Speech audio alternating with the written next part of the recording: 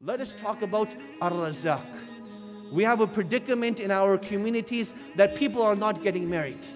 So you have, 1,000 sisters and you have 300 brothers. There's a shortage of brothers and people aren't getting married. One of the worries that the brothers have is that perhaps I'm not financially stable. And one of the concerns that sisters raise with the brothers is that you're not earning enough money for me. So it becomes circular in nature. But let me share something with you, my dear brothers and sisters. Allah subhanahu wa ta'ala makes a promise in the Quran where He tells us, فَسَوْفَ يُغْنِيكُمُ اللَّهِ, that Allah subhanahu wa ta'ala will provide for you. Now when does He say this? He says this when the people of Medina, they stopped wanting to marry the orphan girls. They wanted to marry the women of noble lineage, the women who had wealth, and they left away the orphan girls because they were poor. And the Sahaba themselves, some of them were not rich. So they're trying to get rich through marriage. Allah subhanahu wa ta'ala tells them that put some faith in Allah. Go ahead and marry the orphan girl. فَسَوْفَ يُغْنِيكُمُ اللَّهِ, that Allah subhanahu wa ta'ala will grant you sufficiency and He shall make you rich. This is Ar-Razaq.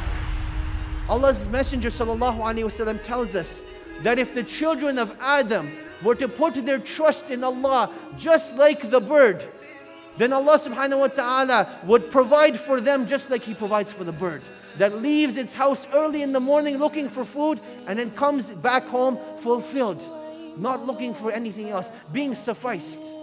My dear brothers and sisters, when we talk about Ar-Razaq, He is the one that provides for us all. I want you to think about, how did you get to the state that you are in right now?